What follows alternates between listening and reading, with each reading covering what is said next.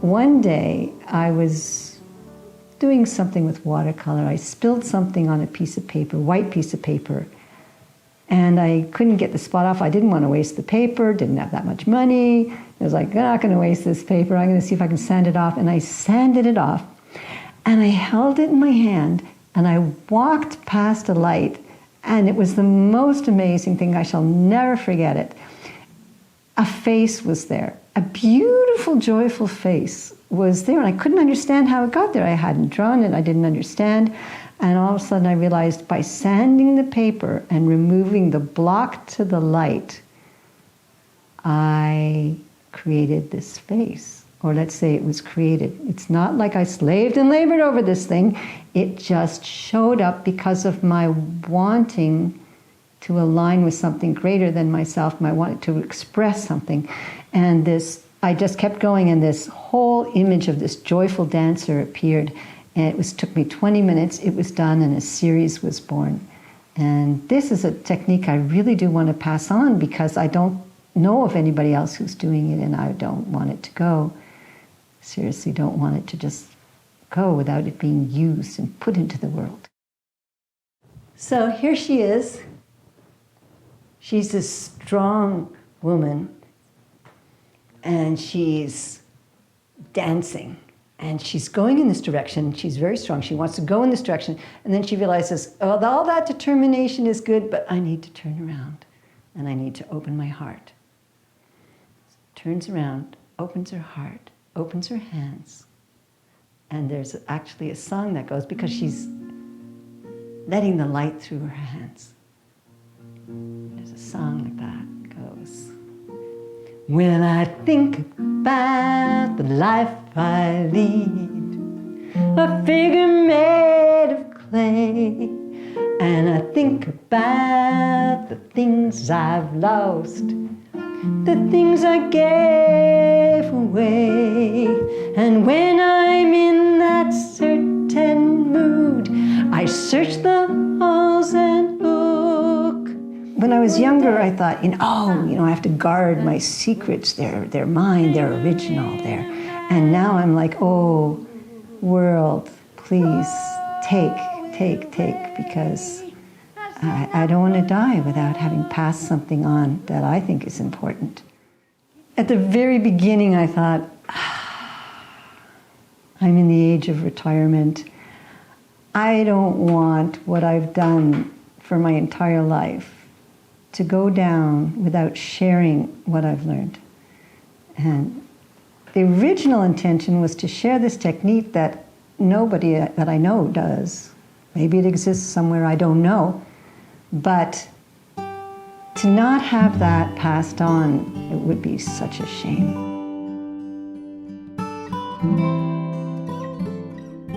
There's a process involved, and the process of creativity, which I've been teaching for God knows how long. But that process is one of a self-discovery.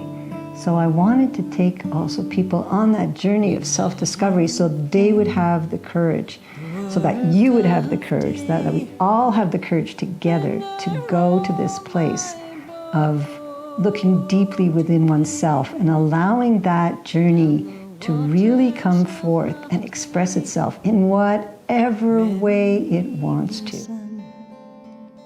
Is falling, and I came upon Ben Mars, where the afterglories glow.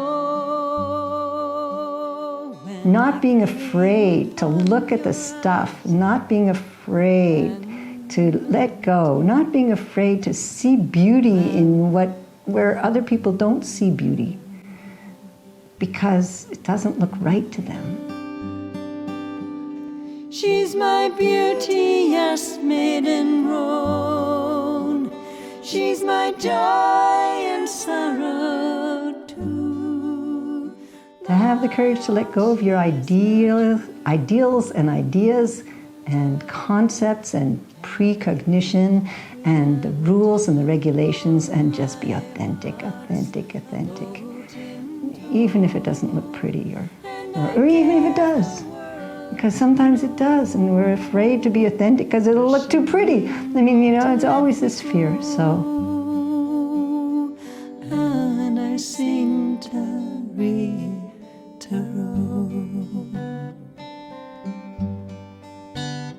I'd like to share what I've learned and in the road over these 67 years of experience, in the hopes that others will also see that journey and join us in this self-discovery. From Colleen to Alberfelty, be they lit by gold or brown.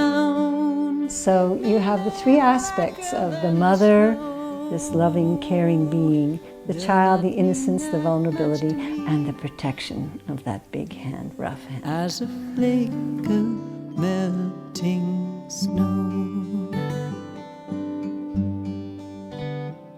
My father was an artist, and so I was brought into art in a very young age. And music and all creativity was a given in my family. With my father, you just were supposed to be creative, and that was a gift, a true gift. And as I went on in my life and discovered a spiritual journey out of necessity because of some difficulties from childhood, I started going into charcoal, and in my 30s into some real deep, dark, ugly, horrific parts that I really didn't want anybody to see. But no art was going to come out unless I was authentic, and that's what was coming out. So I picked up the charcoal and I did the dark and dirty. And I did an exhibition called Facing the Dark Doorway. And I did. I faced the dark doorway. And there was a lot of dark and a lot of charcoal and a lot of getting messy from head to toe. And I ripped and I tore and I did all kinds of things with those papers. One day, I was really feeling discouraged. And I had done the charcoal, it wasn't working. And I just thought, nothing is working. And I picked up a piece of paper and I put a coating of some light on it, some yellow. I was doing some color at that point. And then I put down all my shit. I mean, the stuff. I put down fuck this and writing with crayons and all the worst gunge of my life. I stuck it onto that paper and I put coating of different colors on it, and I just did it until I felt like I was done, which took a while. So there was this dark, horrible thing in front of me, and I thought, oh my God, I need light. And I rolled it up, and I stuck it on top of a light that was there without a shade, and it illuminated, and all those layers became the most beautiful thing you could imagine. It was amazing. The next week, somebody walked in and bought it instantaneously. I could have sold that thing I don't know how many times. My shit turned out to be so valuable. Who would have thought? And that was such a lesson for me, that your darkest part can be the most valuable in the end. What a lesson to me. It was really about taking down the folds and the curtain and seeing what's behind there, the dark curtain. The unveiling. And well, in his hand. If I wrote a note to go. Where is he? Like, he's just kind of stationary, kind of not knowing. I would speak what's in my soul. No, don't need this. I'd ask for all the hate to be swept away. And the idea that I move to the right, move to the right, and right, and right. I can do it. Well, I guess it's not up to me. If I wrote a note to God. And after that, I explored light in all its different forms. I had so many spiritual experiences where I understood that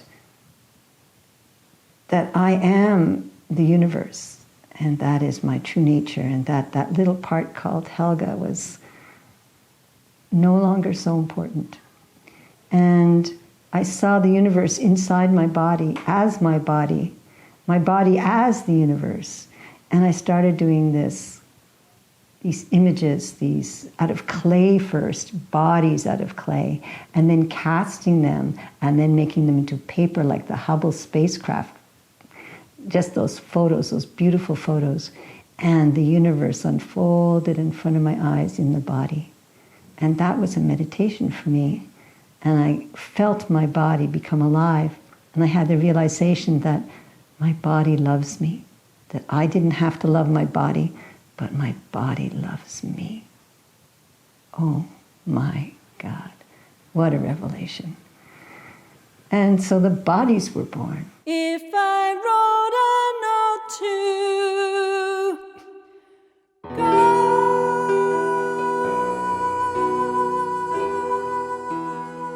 I love these pieces. This one to me was when I understood that my body loves me. What a thought. I thought I had to love my body, but my body loves me. And it's a cellular awakening. And the cells are like the cells of the universe. And the cells of the universe are like the cells in my body and in everything. Not just, the chakras up and down, but something that's circular and encompassing and has life. Kanamanjo maro chambedile tuli tuli tuli tuli tuli tuli tuli tuli tuli tuli tuli. I did a sketch from a photo of this swimmer, and I changed a few things, and I've put it on this light box here, which is basically a ceiling light that I bought at, Home Depot or somewhere. And this was my sketch. It's a little too mangled to use as a final, so I'm going to put this over it and just sketched an outline so you can see it's just an outline like this, just so I know where to sand, and which I will erase later. And I'm going to put it right now over this because I like the lines of this. I have a few more lines on here, so I'm just going to line it up here. Okay, and afterwards I'm going to add all kinds of effects of the water and the light coming through. But I'm going to start with this. And I have sandpaper. It's as simple as that. This is Stonehenge paper, regular thickness. You can get it in a roll, or you can get it, these are the largest sheets. I think they're 50 inches by something or other, 36 by 50, something like that, or 42 by 50, something like that. So, and I have sandpaper here.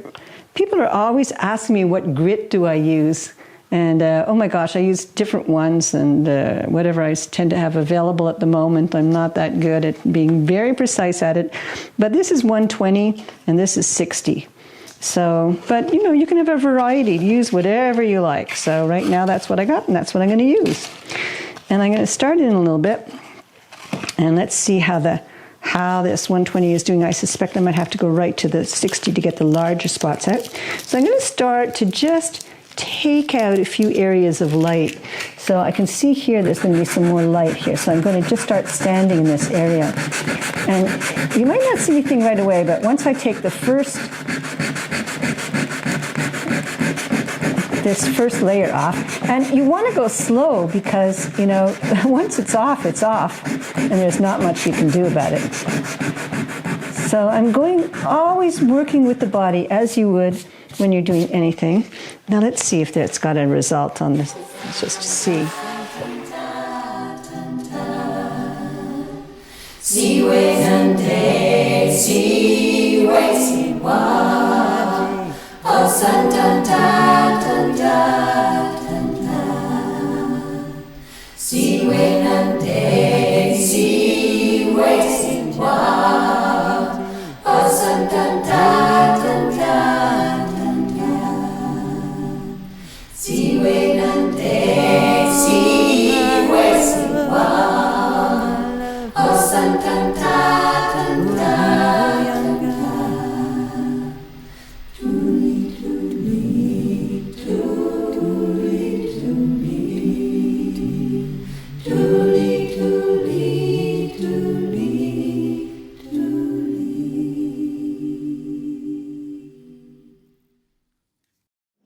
really feel him swimming in that light. And I put in these bubbles. But I find the bubbles, sometimes I lift it up a little bit. There we go, just to get a little larger. To me, they're galaxies, and I'm putting in cells or star systems. The galaxy is included in the body, the entire universe. And I do that when I think of that. And I realize my whole life has been spent to connect those two together. Because ultimately, that's where home is. And I'm going to bring the light down from the top. All kinds of strong light on the top is coming down. That feeling of connection.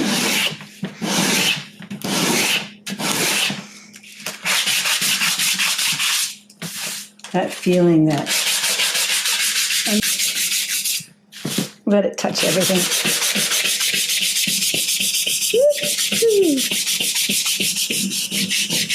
I feel it when I swim in the ocean. I feel it when I meditate. I feel it when I look at you, people, because they're so beautiful. I can't get over the beauty. Here, look at all these traces of light in these as it swims. I don't know if you've ever done, I was swimming in a lake in, I think it was Mexico or Belize, and it was luminescent there, it had bioluminescent, and you moved your hand and everything, all these huge, these beautiful bubbles of light everywhere, phosphorus, oh my God. That's my experience there, moving my body and seeing the bioluminescence. So if you've ever had that experience, you know what I'm talking about. Isn't that an edge? You can't put everything into light because then there's no contrast whatsoever. And there's a lot of bubbles here. I think maybe I'm even going to try my router. Yeah.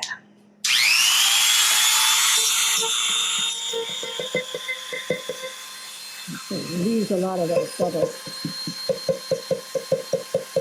And waves on the top. Oh my God, I love this. I have to be careful here because I've gone so thin. I don't want to make a big, big hole. Let's take a look. Simma heya, simma simma simma simma heya, simma simma simma simma heya, simma simma simma heya, simma heya, simma simma simma simma. This journey is not just my journey, but it's a journey of self-discovery through a medium, and it could be any medium. And originality comes through authenticity as to who you are, and not being bothered by what should be. And so I leave you with that. To be authentic, to be true to yourself, to allow the universe, or whatever you want to call that, life, to move through you the way it wants to, with your permission. And that's what I wish for everyone.